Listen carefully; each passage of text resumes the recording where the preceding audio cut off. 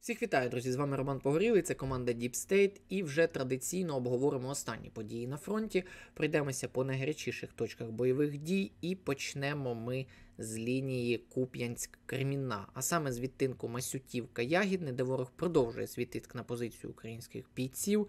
Зокрема, нещодавно ми спостерігали за кадрами відбиття штурму росіян від сил оборони в районі Першотравневого. Там активність ворога не спадає і своєю тактикою безперервного тиску силами піхоти, техніки противник намагається видавити з позицій бійців, які зі свого боку зустрічають окупанта артилерійським вогнем. Також варто зазначити, що нещодавно відбулися невеликі зміни в районі Крохмального, і за ними можна прослідкувати ось тут, але це були певні уточнення. Успіхів ворог там немає, і, відповідно, сили оборони тримаються. Якщо дивитися в районі Діброви, ворог продовжує свій тиск за вказаними напрямками, які позначені на мапі. Зокрема, в сірій зоні, окрім піхоти, ворога було помічено техніку, за допомогою якої вони намагаються просунутися в цьому районі. Так само продовжують вони лізти на позиції наших бійців через лінію електропередачі. Безуспішно продовжуються бої в районі Серебрянського лісництва, де росіяни намагаються витіснити сили оборони, але безуспішно. В цілому, якщо подивитися, то суттєвих змін по ЛБЗ в районі Куп'янськ-Кремінна немає. Ворог продовжує концентрувати свої сили, вишукує слабкі місця в нашій обороні, але безуспішно. Сили оборони тримаються, не пускають ворога і знищують його при будь-якій спробі штурму. Перейдемо до району Бахмуту і почнемо з північних околиць, де були внесені певні зміни по лінії бойового зіткнення в районі Берхівки. Якщо згадати наш попередній випуск, то там ми обговорювали спроби штурму ворога в цьому районі. Нашими бійцями були продемонстровані кадри знищення російської техніки в цьому районі, ось в цій посадці. І, на жаль, ворог весь цей час продовжував тиск і мав, на жаль, певні успіхи. Ми їх можемо побачити на мапі по змінах 6 числа. Ситуація залишається складною, штурми не припиняються, але і наші бійці реагують на ці події, аналізують обстановку та приймають певні міри по відбиттю атак ворога. Перейдемо південніше Бахмуту до населених пунктів Андріївка та Кліщіївка, де ситуація ускладнюється, адже ворог посилив свої штурми на позицію українських бійців. І, зокрема, останніми днями в мережі ходить інформація про нібито прорив до району Кліщіївки, а також Андріївки, нібито ці села знову окуповані. Але ця інформація не відповідає дійсності і є черговим інформаційним вкидом з боку ворога. Так, були спроби штурму, ворог зайшов на деякі позиції, і цей штурм був раптовим, зокрема в районі Кліщіївки, і продовжується тиск в районі Андріївки, але сили оборони відреагували на ці дії, і ворог отримав одразу відповідь та зазнав невдачі. Ситуація уточнюється, адже йде дуже багато повідомлень про штурми на різні позиції, зокрема, застосовується велика кількість піхоти і постійно йде зосередження, підтягуються резерви, але і продовжуються наноситися удари в глибині ворога по зосередженням сил ворога, по зосередженню боєприпасів, а також всі їхні пересування, які моніторяться, і, зокрема, постійно підтягуються резерви, по яким наноситься вогневе ураження. Ситуація складна, але змін по ЛБЗ в цьому районі за ці дні не відбулися, і це можна побачити на мапі.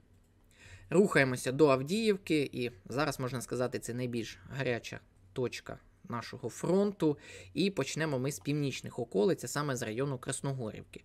Противнику все ж вдалося просунутися в ділянці між Степовим та Красногорівкою і чепитися за декілька спостережних пунктів на західній стороні залізниці. Крім того, росіяни зайшли і закріпилися на дачах.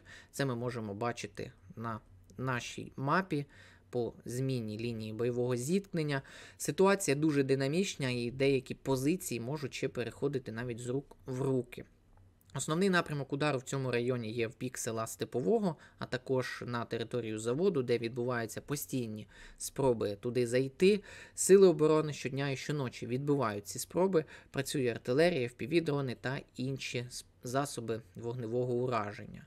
Але в силу кількісної переваги ворога, який навіть попри погану погоду йде в атаку, ситуація з кожним днем ускладнюється. І як ділиться наш член команди, який перебуває в складі Сил оборони на тому напрямку, вони лізуть в дощ, в холод, і вони не зупиняються. І, відповідно, ситуація, на жаль, з кожним днем ускладнюється. І росіяни постійно так само тиснуть з прилеглих сіл в районі Авдіївки з метою відволікти і роззасередити наші сили оборони від основних ударів, які здійснюють росіяни. Продовжується тиск в районі Водяного, і там місцями вдалося відкинути ворога, але є і, на жаль, деякі просування ворога в цьому районі, і ми бачимо ці зміни на мапі. Як ділиться боєць з того напрямку, який стоїть в районі Водяного, що посадки буквально закидані і всіяні трупами росіян. Зараз мета противника підійти максимально близько до Сєвєрного, до Тоненького, щоб розпочати штурмові дії вже за самими селами з підтримкою резервів. Продовжуються штурми в районі Первомайського, Невельського, а також ворог намагається покращити обстановку в Мар'їнці, але безуспішно. Сили оборони тримаються і не пропускають ворога. Переходимо в район Вугледару, де були проведені уточнення в районі Микільського.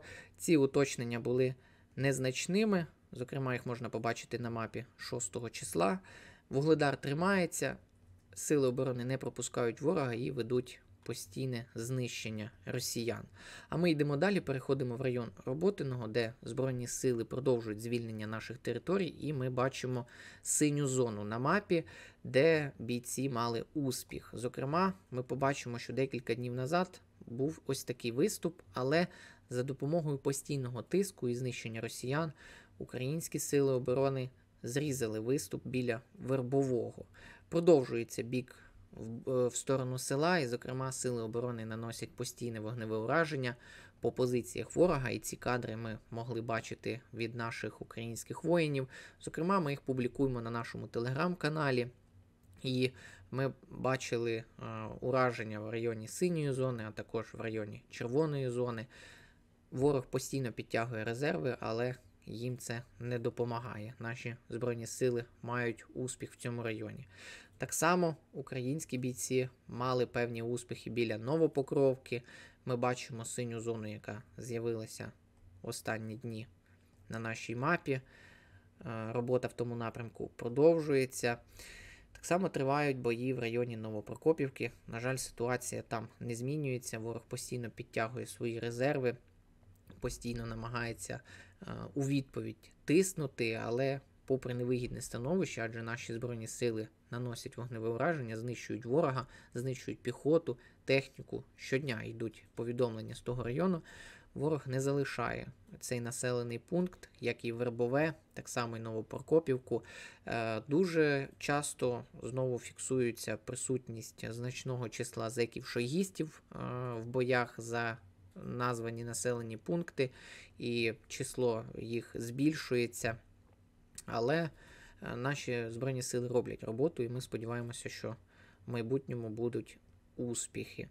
Ми переходимо до Херсонщини, зокрема в район населеного пункту Кринки, Олешки, де продовжується робота наших Збройних сил. Зокрема, операція Корпусу морської піхоти розпочалася ще 14 жовтня і відбулися висадки в кількох місцях. Детальніший аналіз ви можете побачити на нашому телеграм-каналі. Ми присвятили пост цим подіям. Відповідно, через місяць подій ми внесли певні зміни за останні дні в цьому районі. Ми можемо побачити, що з'явилася зелена зона, з'явилося зміщення по червоній зоні. Збройні сили роблять свою роботу і, відповідно, ці зміни витримали певні паузи, щоб не зашкодити нашим бійцям. Ситуація, звичайно, погіршується тим, що ворог збільшує обстріли, збільшує нанесення авіаційних ударів, підтягує туди вже не тільки піхоту, а й бронетехніку. І, зокрема, одне з новоутворених російських формувань також готується до прибуття в той район. Але наші Збройні Сили постійно здійснюють тиск, постійно здійснюється перекидання. На жаль, більш деталей ми вже не можемо розказати в силу безпеки наших бійців. Слідкуйте за нашим каналом. В телеграм-каналі ми публікуємо всі зміни і всі події, які розвиваються, коли це можна опублікувати. Що ж, друзі, ми всім дякуємо. Дякуємо за перегляд цього відео. Ставте лайки, підписуйтесь на канал, діліться вашими думками в коментарях. Також долучайтеся до нашої допомоги бійцям через наш благодійний фонд. Разом ми зможемо перемогти ворога. Дякуємо.